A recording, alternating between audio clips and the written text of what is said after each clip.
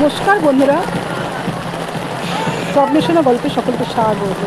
দেখো বন্ধুরা, আজকে আমি যে কৃষ্ণকালী মায়ের মন্দিরে এসেছি, সেখানে দেখো কী হারে বৃষ্টি হচ্ছে। আর এই বৃষ্টি, প্রচণ্ড বৃষ্টি, এই বৃষ্টি মাথায় নিয়ে দেখো সব ভক্তরা কীভাবে দাঁড়িয়ে আছে মায়ের কাছে যাওয়ার জন্য। এখনও পুজো শুরু হয়নি, অথচ প্রচণ্ড বৃষ্টি পড়ছে, প্রচণ্ড বৃষ্টি। তার উপরে সবাই দেখো কীভাবে, দেখো একদম দেখতেই পাচ্ছ তোমরা, একদম শেষ পর্যন্ত লোক চলে এসছে, প্রচণ্ড লোক। আর সবচেয়ে বড়ো কথা, এখানে খুব ছাতা বিক্রি হচ্ছে দেখলাম, খুব সেল হচ্ছে ছাতা। সকলেই অনেকে ছাতা আনেনি, আর এত বৃষ্টি হচ্ছে একটা ছাতাতেই একজনই দাঁড়িয়ে আছে, যার জন্য কি এই যে ছাতা সেল করছে নি। প্রচণ্ড প্রচণ্ড, মানে আমার সামনেই দেখলাম প্রায় 20-25টা মতন ছাতা সেল হয়ে গেল। যাই হোক, এই মন্দিরটা হওয়াতে এনারাও এনেদেরও বেশ একটা জীবিকা উপার্জন হচ্ছে এখানে। তাছাড়া দেখুন এখানে অনেক দোকানপাটও বসেছে।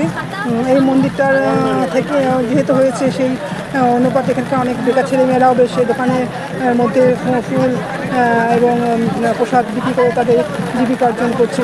সত্যি কথা, মানে এত সুন্দর একটা মানে পরিবেশ, নতুন ধরনের দেখলাম। যে দেখো প্রচণ্ড প্রচণ্ড বৃষ্টি, মানে বৃষ্টি কাকে বলে, প্রচণ্ড বৃষ্টি। বৃষ্টি মাথায় নিয়ে সব ভক্তরা দাঁড়িয়ে আছে, আমিও দাঁড়িয়ে আছি মায়ের আশীর্বাদ নেওয়ার জন্য। তাহলে আমি এখানেই ছাড়ছি।